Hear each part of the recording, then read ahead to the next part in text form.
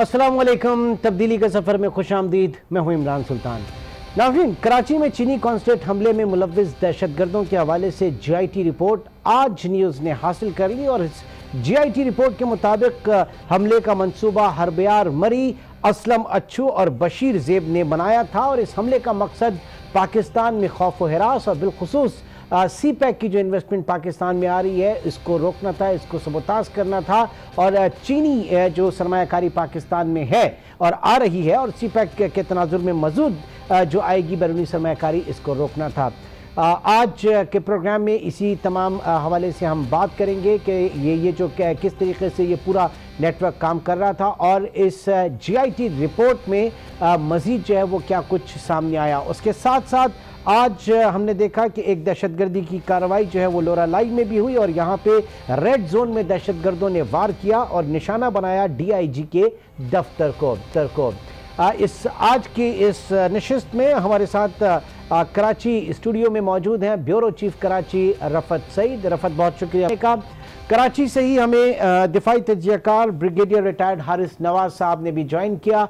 हारिस नवाज साहब, आपका भी बहुत शुक्रिया। और कोयटा से हमारे ब्यूरो चीफ कोयटा मुजीब अहमद भी हमारे साथ टेलीफोन लाइन पर मौजूद हैं। मुजीब, बहुत शुक्रिया। सबसे पहले मुजीब, आपसे जानना चाहेंगे आज की एक्सक्लूसिव रिपोर्ट GIT रिपोर्ट आपके पास रही, ज़रा इसमें बताइएगा क्या कहा गया, क्या फाइंडिंग्स है इस रिपोर्ट की।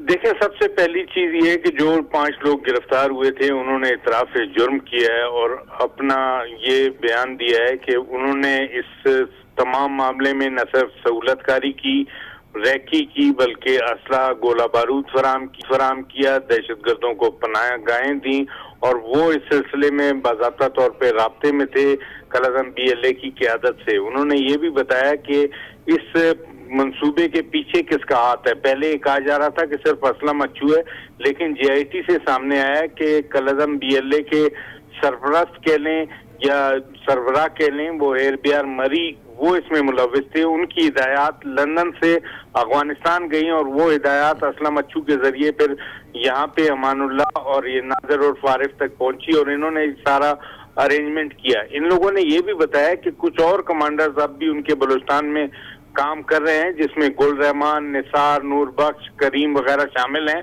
और ये बलूचिस्तान के मुख्तलिफ इलाकों में कार्रवाइयाँ कर रहे हैं। कराची की हद तक अगर देखें तो कराची की हद तक सिक्योरिटी फोर्सेस, CTD और पुलिस ने मिलके BLA की जो ब्रिगेड है, मजीद ब्रिगेड कहलाता है, इसका तकरीबन कलाकामा कर दिया है। जो चीनी इंजीनियर्स पर हमले और ये कराची के वाकयात और तालबंदीन के वाकयात में मुलविस था। इसी तरह बलूचिस्तान इस ब्रिगेड की कमर तोड़ दी गई है। अब सिर्फ कुछ ही अनासर रह गए हैं जो इक्का दुक्का कार्रवाइयां करने की सलाहियत रखते हैं बलूचिस्तान में। अलबत्ता कराची में अब उनके लिए कार्रवाई करना मुश्किल होगा क्योंकि जितने लिंक्स थे वो तमाम सामने आ चुके हैं, या तो गिरफ्तार हो गए या जिनकी गिरफ्तारियों के लिए छापे मारे जा रहे हैं। अच्छा, इससे पहले जो हमेशा बात की जा रही थी और बड़े वाज़ेह सबूत भी थे बलूचिस्तान में जो डिस्टेबलाइजेशन है उसमें NDS की इन्वॉल्वमेंट के, ये हरबियार का जो इस वक्त नाम आया, क्या ये किसी भी तरीके से हैरान कुन है, किसी भी तरीके से इस पर चौंकना हुई हमारे जो एजेंसीज हैं? देखें, हरबियार की तरफ से कतई लाताल्लुकी का इजहार पहले भी किया जाता रहा। BLA से उनका कहना था कि वो इसके सरबराह नहीं है, ना ही वो इनकी कार्रवाइयों के साथ हैं। अलबत्ता वो अखलाकी तौर पर इनकी हिमायत करते हैं। जो बलूचिस्तान की आज़ादी के लिए ये लोग कर रहे हैं वो कभी नहीं मानते थे और मुख्तलिफ मीडिया चैनल्स को इंटरव्यू में उन्होंने इसका इजहार भी किया था। और अब भी ख्याल ये किया जा रहा था कि जो कार्रवाइयाँ बलूचिस्तान में हो रही हैं उसकी जिम्मेदारी BLA की असलम अच्छू की तरफ से कबूल की जाती थी और ख्याल यही था कि अब वही इसको कमांड कर रहा है। मगर GIT में जो लोगों से पूछगछ हुई है उसमें ये चीज सामने आई है कि असल हिदायत लंदन से हरबियार मरी की होती हैं, जो ट्रांसफर होती हैं कंधार में असलम अच्छू, बशीर जेब तक और फिर उनके जरिए बलूचिस्तान और सिंध में उनके कमांडरों को और जो उनके सहूलतकार हैं उन तक ये पहुंचती हैं। ये चीज नई थी। लोगों का ख्याल ये था कि वो बिल्कुल अलहदा हो चुके हैं BLA से और उनका किसी कार्रवाई में बज़ाहिर हाथ नजर नहीं आता था। लेकिन इस GIT के बाद एकदम साथ इदारों को, सिक्योरिटी फोर्सेस को भी ये सोचना होगा कि इस मामले को अब बरतानिया के साथ दोबारा उठाया जाना चाहिए, क्योंकि ये मामला पहले भी 2007-8 में उठाया गया था और काफी मसला बन गया था एयरबेयर के लिए। उनकी सियासी पनाह की दरखास्त भी खटाई में पड़ी हुई थी, लेकिन फिर वो मामला रहमान मलिक के दौर में वो दरखास्त पाकिस्तान ने वापस ले ली थी। लेकिन इस इंटेरोगेशन के बाद ख्याल यही है कि अब पाकिस्तान बाज़ाब्ता तौर पे एहतजाज करेगा बरतानिया से कि उनके मुल्क में एक जो पाकिस्तानी शहरी है वो बैठ के पाकिस्तान के खिलाफ साजिशें कर रहा है। ठीक है, हारिस नवाज साहब, आपके लिए किसी कदर हैरत का इजहार इस JIT में, स्पेशली हरबियार मरी के हवाले से, जिसमें इससे पहले उनकी तरफ से भी जो है इस तरह का कोई कम से कम नाम इन चीज़ों में नहीं था और एक सोच वहां पर नहीं जाती थी, लेकिन ये बड़ा हैरानकुन और तशवीशनाक फिर इंकशाफ है JIT में। देखें, बात मुझे ये बड़े अरसे से मालूम है और सबको पाकिस्तान में हमारी सिक्योरिटी एजेंसी को भी मालूम है कि हरबियार मरी, उसके बाद इंडियन की रॉ के लिंक्स आपस में कितने हैं, ये क्या कर रहे हैं, क्या करना चाहते हैं, कैसे पाकिस्तान में इंतशार फैलाना चाहते हैं, कैसे बलोचिस्तान लिबरेशन फ्रंट और आर्मी और उसके बाद डिफरेंट सेपरेटिस्ट मूवमेंट को ये सपोर्ट करते हैं और उनका मकसद क्या है। मकसद बेसिकली वही है कि सीपैक को डिले करें, सीपैक को नाकाम करें, पाकिस्तान इकोनॉमिक तरक्की ना कर सके, क्योंकि हम एक इस्लामिक मुल्क भी हैं, हम न्यूक्लियर मुल्क भी हैं। अगर इकोनॉमिक तरक्की करेंगे तो हम दुनिया की आंखों में आंखें डाल के अपने मुल्की मफादात में फैसले करेंगे। तो पहले तो सर ज्यादा बरामदाग बुकटी का नाम पहले ज्यादा आता था, हरबियार का इस तरह से आया नहीं। ये तो यहाँ पे भी थोड़ा सा हैरत का भी इजहार और फिर साथ साथ वो हैरत से ज्यादा तशवीश इस वक्त इस JIT के ऊपर हो रही है कि लंदन से बैठ के और पाकिस्तान में इस तरह पाकिस्तान के खिलाफ साजिशें हो रही हैं। तो देखें, आपके सामने आपके MQM के जो अल्ताफ हुसैन है वो भी वहाँ पर यही कर रहे हैं। सो पाकिस्तान गवर्नमेंट को बड़ा स्ट्रॉन्ग और स्ट्रिक्ट एक्शन लेने की ज़रूरत है। हमें बहुत सख्त बताने से एहतजाज करने की ज़रूरत है कि आपके मुल्क में बैठ के, आपके शहर में बैठ के पाकिस्तान के खिलाफ साजिशें हो रही हैं, पाकिस्तान के बलोचिस्तान के हिस्से को तोड़ने की सोच से खुदा न खास्ता की जा रही हैं, हमारे इकोनॉमिक मंसूबों को नाकाम बनाने की कोशिश की जा रही है। हमने अभी तक अब इस JIT की नज़र में ये रिपोर्ट साथ भेजनी चाहिए, बताना चाहिए, प्रूफ देने चाहिए और फिर ताकि बताने को पता चले कि पाकिस्तान के साथ क्या साजिशें हो रही हैं। असल बात, दुनिया दुश्मन ने हमारे ऊपर हाइब्रिड वॉर का स्टार्ट कर दी है, जिसमें आपके चीफ आर्मी स्टाफ ने पहले ये बात की थी कि इस वक्त पाकिस्तान जो है ये हाइब्रिड वॉर में है। मकसद जो होता है कि मीडिया को इस्तेमाल करें, सेक्टेरिज्म को इस्तेमाल करें, डिफरेंट रिलीजियस कुव्वतों को इस्तेमाल करें और फिर इकोनॉमिक टेररिज्म की जाए, अवाम में इंतशार पैदा किया जाए, इनसिक्योरिटी पैदा की जाए ताकि दुश्मन के मंसूबे आसान हो सके। जिसके लिए फिर जनरेशन वॉर का सहारा जिसके लिए लिया जा रहा है पूरे उसमें। ठीक है जी बिल्कुल। हारिस साहब, आप हमारे साथ मौजूद हैं इस वक्त। रफत सईद भी कराची स्टूडियो में मौजूद है। किस तरह से देखा इसकी फाइंडिंग को, पीछे पूरी जो ट्रेल है, जिस तरीके से इवेंट्स हुए, जिस तरीके से यहाँ पर लेकर आया गया, गियर बॉक्स के अंदर जो है वो असलाह जो है कराची में आया, उसके बाद पूरी रैकी हुई और ये इस कार्रवाई को लास्ट में जाके ज़ाहिर है कि हम salute to our security forces कि उन्होंने इसको नाकाम बनाया। बहरहाल एक अपनी प्रेजेंस शो की यहाँ पे इस कलदम तंजीम ने। देखिए इमरान, कराची में वाक़यात का एक पस मंज़र है और वो पस मंज़र ये है कि जब कराची में कोई वाक़या होता है तो उसे एक बैनुल-अक़वामी तौर पर एक उसे पजीराई तो मैं नहीं कहूँगा, उसको बहुत हाइप बनती है, उसकी तशहीर होती है और बहुत ज़्यादा ख़बर मीडिया में आती है। और अगर यही मामला किसी छोटी जगह पर होता तो मामला ज़रा सी खबर चल के दब जाता। लेकिन चाइनीज़ कौंसलेट का मामला था, आपने देखा कि जिस वक्त हमले का आगाज़ हुआ था उसी वक्त से हाइप बनना शुरू हो गई थी और बहरहाल सिक्योरिटी फोर्सेस ने एक मरबूत तरीके से काम किया और वहाँ कौंसलेट पे भी जानी नुकसान उन्होंने नहीं होने दिया और जिस तरीके से वो कार्रवाई की गई उसको वहीं कर्टेल किया आकर। लेकिन इसके साथ साथ मैं ये कहूँगा फिर सब एक पेज पर आए। जब एक पेज की हम बात करते हैं तो इसमें इंटेलिजेंस एजेंसियों ने खासी मदद की, खुद पुलिस की, CTD सब ने मिलकर, और पहली लीड जो है वो कराची से मिली थी। और मैं ज़रूर कहूँगा कि SSP मलिर इरफान बहादुर ने इसका आगाज़ किया था और वहीं से वो लीड मिली थी और उसी को लेकर आगे चले थे जो मामला वहाँ तक पहुँचा और फिर इसके बाद जो है इतने लोग गिरफ़्तार हुए। सारे मामले में निशानदेही हुई कि बल्दिया टाउन में किस घर में रखा गया था, रैकी किस तरह हुई थी, किस तरह किसने फैसिलिटेट किया था। तो कह सकते हैं कि एक हद तक तो एक ग्रुप, जैसा कि मुजीब भी बता रहे थे, कि ख़त्म कर दिया है। लेकिन जो पुलिस है के ज़राए वो ये कहते हैं कि अभी भी इस किस्म के अनासिर मौजूद हैं क्योंकि उनके हौसले यूँ टूट गए कि फौरी कार्रवाई हो गई, बंदे पकड़े भी गए, बंदे मारे भी गए, लेकिन इससे ज़्यादा का मंसूबा लेकिन था। बात यह है कि असलहा पहुंचा कैसे बलूचिस्तान से यहाँ तक? रास्ते में आपने देखा कि कितनी जो है वो चेक पोस्ट हैं, कितनी चेकिंग होती है, और जिस तरीके से वो बताया जा रहा है कि गियर बॉक्स में छुपा के, अच्छा फिर कराची में भी आने के बाद एक वेयर हाउस में, कारखाने में असलहा जाता है। इतना ईजीली हो सकती है असलहे की कराची में? देखिए, दावा तो यही है कि बड़ी सख्त सिक्योरिटी है, शहर के अंदर सर्विलेंस बहुत ज़्यादा है, लेकिन इस सब में सारे काम होते हैं, तमाम चीज़ों की तरसील भी होती है, स्मगलिंग भी होती है, असला भी आता है, मुनशियात भी आती है।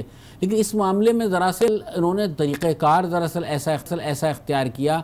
अमूमन रेलवे से सामान आता है, रेलवे गुड्स के ज़रिए, और वो उसकी तरसील भी होती है। आम तौर से इंजन हुए, गियर बॉक्स हुए, ये चमन में कारोबार है, वहाँ से स्पेयर पार्ट्स हुए, तो ये चीज़ें आती रहती हैं। लिहाजा जब आने के बाद उनको मुंतकिल करना भी मुश्किल नहीं होता, क्योंकि जब लोग आते हैं वो स्टेशन से अपनी चीज़ें वसूल करते हैं और मुंतकिल कर देते हैं। तो लिहाजा ये कह नहीं सकते कि क्योंकि वो इन्होंने तरीक़ेकार इस मरतबा ऐसा अपनाया कि शक ना हो सके।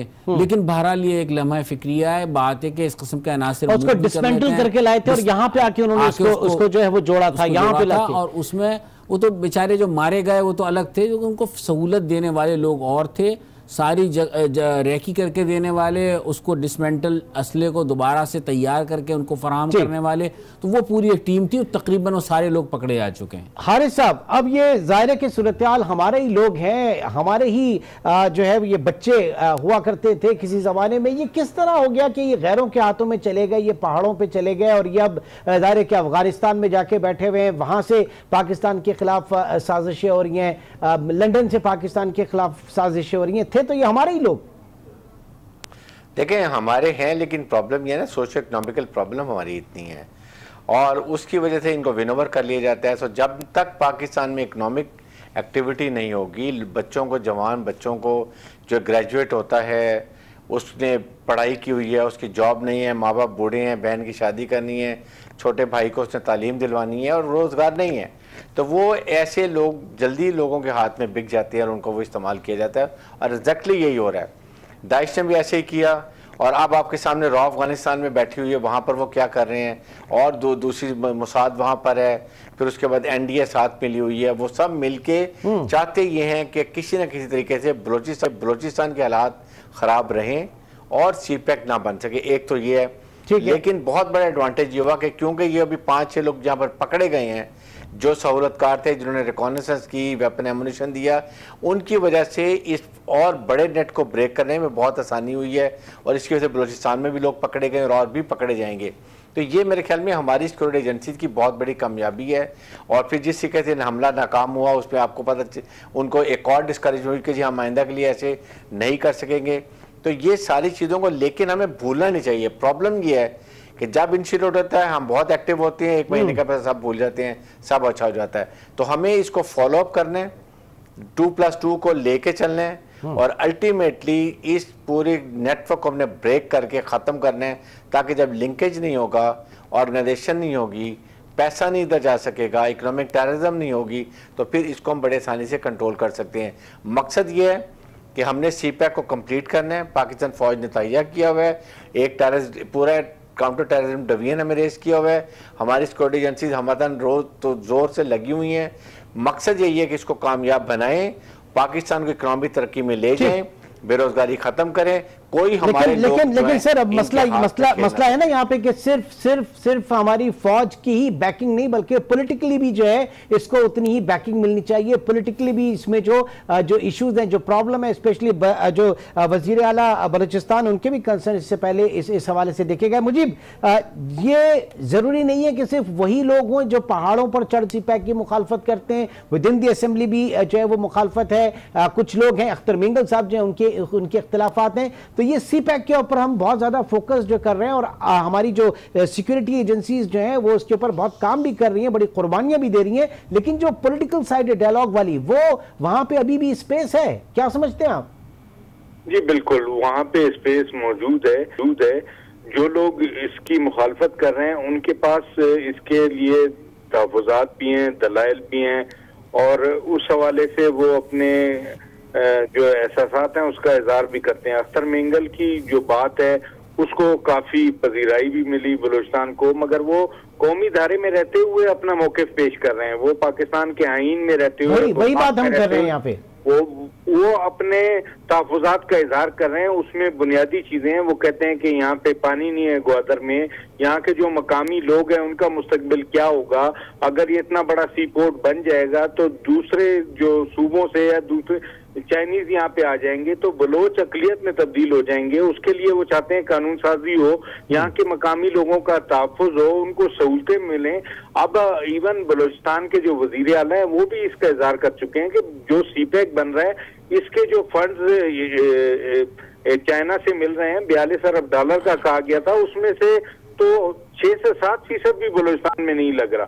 वो तो सारा पंजाब में और उससे मुल्क के इलाकों में चला गया। तो हमें क्या फायदा होगा? ये तो गवर्नमेंट में जो गवर्नमेंट पाकिस्तान बलूचिस्तान अवामी पार्टी है वो इत्तेहादी है तहरीक इंसाफ की, वो इसका इजहार कर रही है और जो बलूचिस्तान की दीगर जमातें वो भी कर रही हैं। इसमें तो कोई शक नहीं है कि बलूचिस्तान के साथ नाइंसाफी हो रही है। मगर जो लोग पहाड़ों पर हैं उनमें से कुछ तो शायद नजरियाती तौर पे पहाड़ों पर हैं, लेकिन अक्सरियत वो है जो बैरून मुल्क बैठे लोगों के कहने पे चल रही है। और बैरून मुल्क बैठे लोग बगैर पैसे के कोई काम नहीं करते। ये शाहाना जिंदगी, चाहे वो स्विट्जरलैंड में हो, लंदन में हो, काबुल में हो या कंधार में हो, ये शाहाना जिंदगियां गुजार रहे हैं। और इसके लिए पेमेंट पाकिस्तान दुश्मन एजेंसियां कर रही हैं। NDS की कार्रवाइयां किसी से ढकी छुपी नहीं है। और ऐसे वक्त में जब अमेरिका अफगानिस्तान से निकलने वाला है और तालिबान के साथ उसके मामलात बेहतर हो रहे हैं तो इन कार्रवाइयों में यकीनन ये एक नेक्सस नई दिल्ली और काबुल का, जिसमें कल से लेकर और अब तक की जितने भी हम सीरीज उठा के देख लें, एक अल्टीमेट गोल के किसी तरीके से सीपैक को सबोटाज किया जाए, सीपैक को रोल बैक किया जाए। ऐसा नहीं होगा, ऐसा होना भी नहीं चाहिए और होगा भी नहीं। इसी के ऊपर हम बात कर रहे हैं। एक छोटे से ब्रेक के बाद दोबारा मिलते हैं।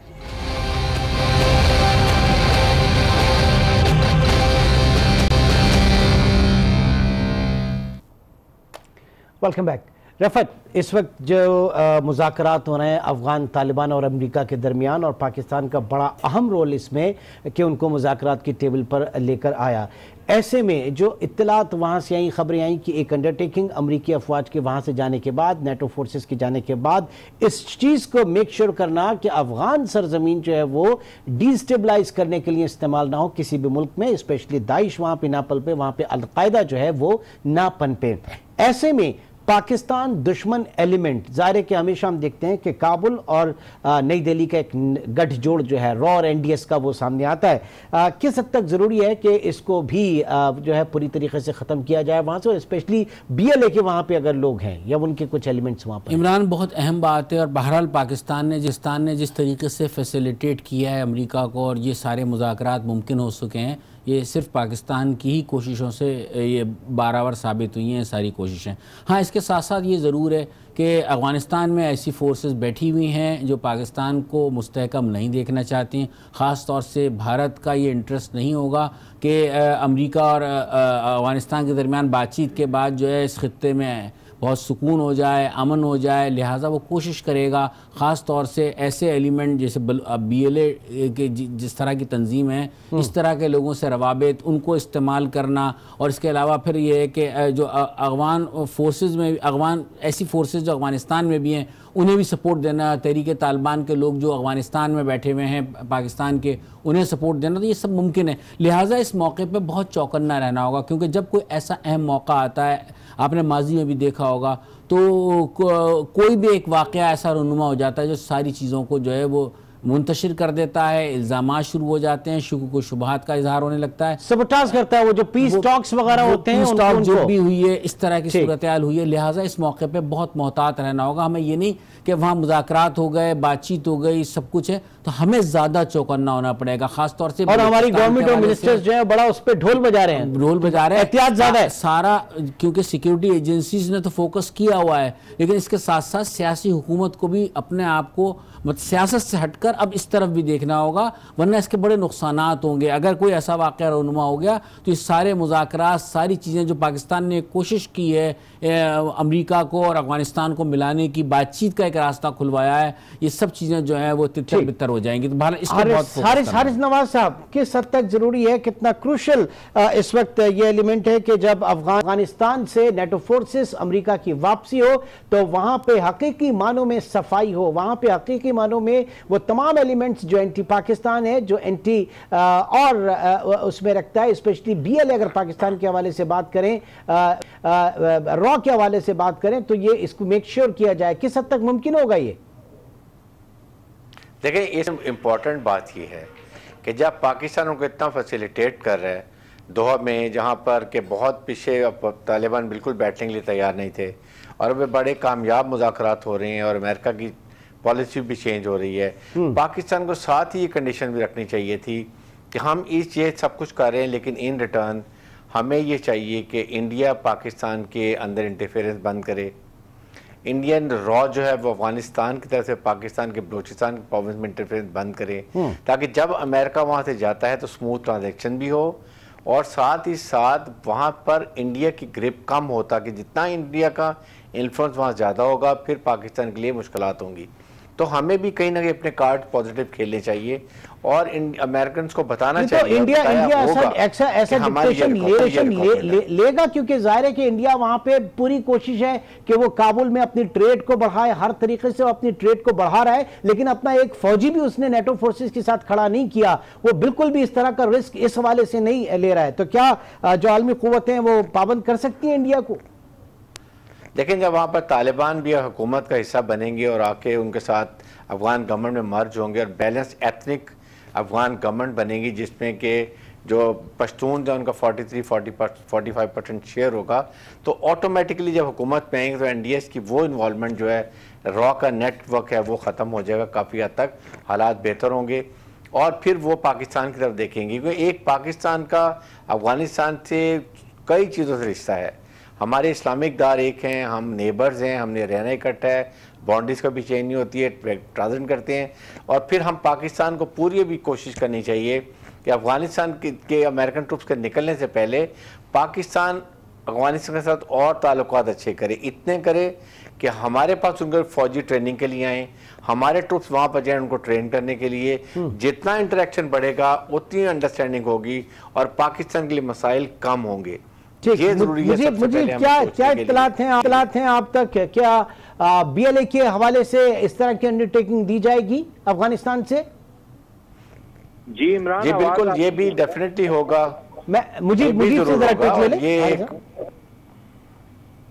ये भी जरूर होगा, क्योंकि इसमें यही बात है कि साथ ही साथ ये भी कहना चाहिए कि हमें अफगानिस्तान की तरफ से कोई नहीं होनी चाहिए। ठीक है, खासतौर जब अभी फेंसिंग कर रहे हैं उसमें बहुत अच्छा आगे। जी मुजीब बताइएगा। जी इमरान, आवाज नहीं सुन सका मैं आपकी। मैं ये कह रहा हूं, क्या आप तक क्या खबरें आ रही हैं, क्या ऐसे मुमकिनात हैं बीएलए के हवाले से, एंटी पाकिस्तान एलिमेंट्स के हवाले से जो पनप रहे हैं काबुल की सरजमीन पर, उनको रोका जाएगा, उनके साथ सख्ती से पेश आया जाएगा वहीं पर? इस वक्त तो ऐसे कोई आसार नजर नहीं आ रहा है कि उनको रोका जाएगा, क्योंकि उनकी तमाम पनाहगाहें जो अलहदगी पसंदों की है वो कंधार और उससे मुल्क स्पिन बुल्दक और फिर जो कुछ हेरात के इलाके हैं वहां पे हैं, और यहाँ पे उनको पूरी प्रोटेक्शन अफगान गवर्नमेंट एनडीएस की जानिब से दी जा रही है। अगर अफगान हुकूमत ना जाए तो मुझे कंधार तो तालिबान का सबसे बड़ा पक्का किला समझा जाता है। तालिबान अगर आ जाते हैं और वो पाकिस्तान को इतने पसंद या हामी के हवाले से या इतना नरम गोशे के हवाले से या समझने के हवाले से, तो एक मेरे ख्याल से प्लस पॉइंट होना चाहिए। जी इमरान, बिल्कुल ये होगा। अगर तालिबान वहां पे आ जाते हैं, अमेरिका वहां से निकल जाता है, तो सिचुएशन बिल्कुल बदल जाएगी। वहां पे एनडीएस खत्म हो जाएगी और उसके साथ जो रॉ का असर रसूख है वो भी बहुत कम हो जाएगा। जब रॉ का असर रसूख खत्म होगा, एनडीएस को ज्यादा प्रोटेक्शन नहीं मिलेगी हुकूमत की जानिब से, तो फिर ये कार्रवाइयां खुद ब खुद बंद हो जाएंगी। क्योंकि जो भी कुछ बलूचिस्तान में हो रहा है उसके पीछे कहीं ना कहीं अफगानिस्तान होता है। अगर ये ना हो तो सूरत हाल बिल्कुल बदल जाएगी। तालिबान अगर यहाँ पे कंट्रोल ले लेते हैं, जैसे तवक्को की जा रही है कि अमेरिका के बाद वो काफी ज्यादा मुस्तहकम पोजीशन में होंगे, तो कभी भी वो ये नहीं चाहेंगे कि वो पाकिस्तान को गैर मुस्तहकम करें और उनकी जमीन पाकिस्तान के खिलाफ इस्तेमाल हो। ठीक है, और ऐसे में जो सी पैक जिसको हम फोकस कर रहे हैं, जाहिर है कि उससे एक दुनिया के अगर कमर्शियल इंटरेस्ट जुड़ेंगे। इनिशियली हमने देखा कि भारत उसके खिलाफ, अमेरिका उसके खिलाफ, लेकिन जो ब्लॉक अब सी पैक ब्लॉक के हवाले से बनता जा रहा है, पाकिस्तान के साथ खड़ा होता जा रहा है, पूरी दुनिया के कमर्शियल इंटरेस्ट जो है इस खत्ते में, इस रीजन में पाकिस्तान के साथ सी पैक के हवाले से जुड़ रही है, तो तब यकीनन उसके बाद ये डिमांड होगी कि अफगानिस्तान में अमन कायम हो। हमारा पूरा पैनल इस वक्त हमारे साथ मौजूद। वक्त हुआ एक छोटे से ब्रेक का। ब्रेक के बाद प्रोग्राम को सी पैक के हवाले से और इस इमर्जिंग इक्वेशन के हवाले से बात करेंगे। छोटे से ब्रेक के बाद दोबारा मिलेंगे। वेलकम बैक नाज़रीन, और अब बात करेंगे बलूचिस्तान में होने वाले आज के एक और वाक़े की। एक अफसोसनाक वाक़या बलूचिस्तान का इलाका लोरालाई, जहां दहशतगर्दों ने DIG के दफ्तर पर हमला किया। ISPR के मुताबिक हमले में 3 पुलिस एहलकारों समेत 9 अफराद जो है वो जाबाक हुए। सिक्योरिटी फोर्सेस ने बर वक्त कार्रवाई की और 2 हमलावरों को हलाक किया, जबकि तीसरे ने खुद को धमाके से उड़ा लिया। कॉम्प्लेक्स को मुकम्मल तौर पर बाद में क्लियर कर दिया गया। मुजीब, बावजूद तमाम तर कोशिशों के, तमाम तर सर्वेलेंस के, तमाम तर सिक्योरिटी के इस तरह के वाक़यात हो रहे हैं, क्या कहेंगे? जी इमरान, इसको इस तनाजुर में देखें कि जो अमेरिका और तालिबान के मुज़ाकरात हो रहे हैं उनको सबूताज करने के लिए सबसे पहले कोशिश की गई मजार शरीफ में पाकिस्तानी कॉन्सुलेट पर हमले किए। खातून ग्रेनेड लेके दाखिल हुई, वो पकड़ ली गई, वो नाकाम हुई, जिसके बाद ये कार्रवाई की गई है। और इसका बुनियादी मकसद उन मुज़ाकरात को, उस बातचीत को सबूताज करना है जिसके तहत अमेरिका की वापसी है और उसके तहत तालिबान के बरसरे इक़्तिदार आने का इम्कान भी है। ऐसे में ये कार्रवाई की गई। लोरालाई में से पहले भी हो चुकी है, ये कार्रवाई की गई और निशाना बनाया गया DIG ऑफिस को, जहाँ पे 800 के करीब नौजवान भर्ती के लिए आए थे और उनका टेस्ट चल रहा था। और ये 3 दहशतगर्द वहां दाखिल हुए और यहाँ पे उन्होंने फायरिंग भी की और ग्रेनेड भी फेंके। इसके बाद उन्होंने खुद को धमाके से भी उड़ाया, लेकिन सिक्योरिटी फोर्सेस जिसमें पाक फौज और FC शामिल है, उनके कमांडोज ने भरपूर कार्रवाई की और इन दहशतगर्दों को हलाक कर दिया, जिसके बाद इस कंपाउंड को क्लियर करा लिया गया। इस सूरत हाल में इस चीज को मद्देनजर रखना चाहिए कि जो रॉ है और NDS है, उनकी जानिब से फुल सपोर्ट की जा रही है पाकिस्तान दुश्मन अनासिर को, और इसकी जिम्मेदारी भी कलअदम TTP ने कबूल की और ये जिम्मेदारी अफगानिस्तान से फोन करके और वहीं से अपलोड करके ट्विटर वगैरह पर कबूल की गई। और इस हवाले से कहा गया कि ये कार्रवाइयां मजीद जारी रहेंगी। अगर ये सूरत हाल जो चल रही है अमेरिका और तालिबान की, अगर ये मामला जल्द निमट जाता है तो तवक्को ये की जा रही है कि फिर ये जो साजिशी अनासिर हैं, शरपसंद अनासिर हैं, ये फिर आगे पनप नहीं सकेंगे और मजीद कार्रवाइयां नहीं कर सकेंगे। इस वक्त इनकी पूरी कोशिश है कि जितनी जल्द हो सके वो जितना नुकसान पहुंचा सकें पाकिस्तान को पहुंचाएं। CPEC का रूट का हिस्सा है लोरालाई वाला इलाका, जोब का इलाका, इसको मुतासर करें, लोगों को खौफजदा करें। जी हारिस नवाज साहब, यही बात इससे पहले भी हम कर रहे थे कि जब भी इस तरह की कोई इनिशिएट होता है, पीस इनिशिएट होता है, और अब तो बहुत ज़्यादा इंपॉर्टेंट, बहुत ज़्यादा एक बड़ा इनिशिएटिव जो इस वक्त लिया गया बराह रास्त अमरीका और अफगान तालिबान के जो है वो मुज़ाकरात, जिसमें मेन फैसिलिटेटर जो है वो पाकिस्तान है। पाकिस्तान की वजह से ही मुमकिन हुआ।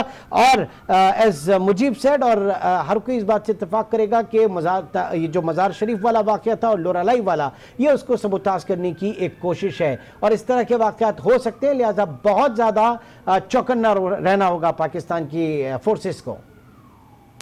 देखें, ये हमेशा से होता है कि जब भी कोई, चाहे इंडिया से पाकिस्तान के ताल्लुकात बेहतर हो रहे होते हैं या पाकिस्तान के अमेरिका से ताल्लुकात बेहतर हो रहे होते हैं, तो कहीं ना कहीं इंडिया दहशतगर्दी करता है। और यही एक इस वक्त भी यही बात थी।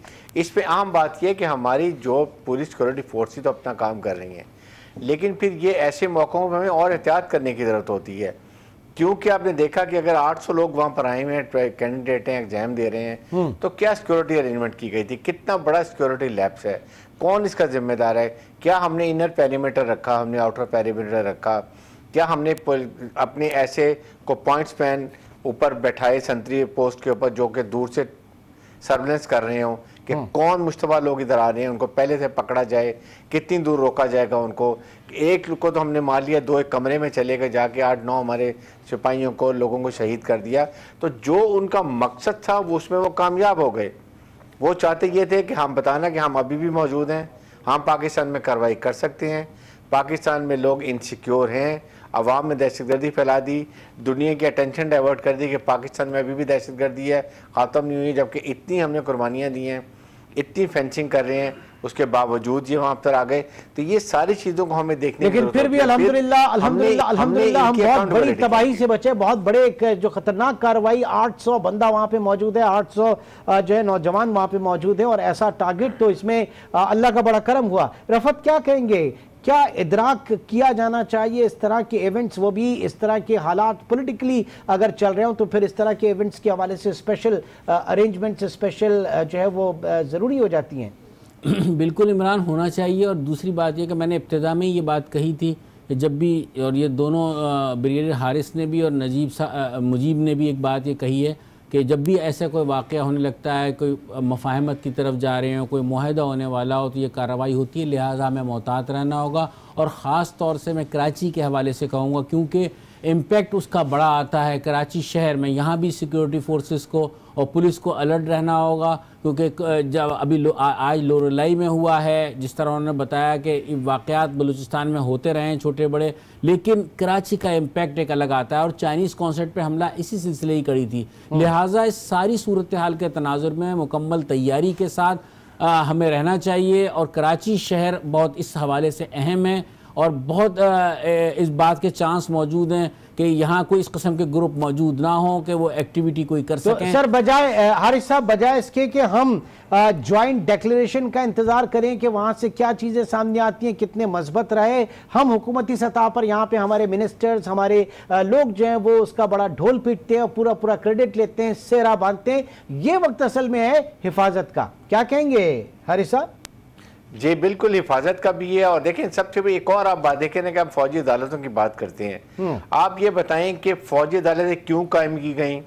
नेशनल एक्शन प्लान में जिक्र था जुडिशल रिफॉर्म्स होंगी, हम अपने एंटी टेररिस्ट कोर्स को फाल करेंगे, उनको सिक्योरिटी देंगे, उनको सिक्योर जगह पर लेके जाएंगे, हम उनके केसेस को एक्सपीडाइट करेंगे, ताकि जस्टिस डिलेड जस्टिस डिनाइड होती है। सही। अब ये चीज़ें जो हैं जिसकी वजह से कोई एक्शन नहीं हुआ, 4 साल गुजर गए, आप बात करें फौजी अदालत खत्म कर दे, फौज को इससे नहीं फर्क पड़ता। लेकिन ये बहुत बड़ा डिटरेंट है टेररिस्ट के लिए कि जी मौत की सजा होगी, सजाए मौत दी गई है, एग्जीक्यूट किया गया है। सही। फौज में अदालतें जो है वो कंटोनमेंट होती हैं, सिक्योर होती हैं, तो ये चीज़ें हमें साथ देखने की जरूरत है। ठीक है जी। लेकिन मैं इमरान एक बात इसमें ये भी कहूँगा कि ज़रूरी नहीं है कि फ़ौजी अदालतों से ये सज़ाएँ दी जा सकें। सख्त से सख्त सज़ा जो है वो सिविल अदालतों से भी दी जा सकती है। अदालती निज़ाम इस तरह का होना चाहिए और माजी में इन्हीं अदालतों ने फांसी की सजाएं भी दी हैं। ठीक है जी, बहुत बहुत शुक्रिया। ब्रिगेडियर हारिस नवाज हमारे साथ मौजूद थे, अहमद हमारे साथ मौजूद थे, रफत सईद आज के प्रोग्राम में हमारे साथ मौजूद रहे। और दुआ यही है कि ये अफगान पीस प्रोसेस इस वक्त जो जारी है उसके साथ साथ पाकिस्तान में भी मुकम्मल तौर से अमन रहे और अफगानिस्तान की सरजमीन पाकिस्तान के खिलाफ, बल्कि दुनिया की सरजमीन पाकिस्तान के खिलाफ और पाकिस्तान की सरजमीन दुनिया के खिलाफ कभी भी नेगेटिव उसमें इस्तेमाल ना हो। इंशाल्लाह आपसे कल मुलाकात होगी। अपना बहुत ख्याल रखिएगा। अल्लाह हाफ़िज़।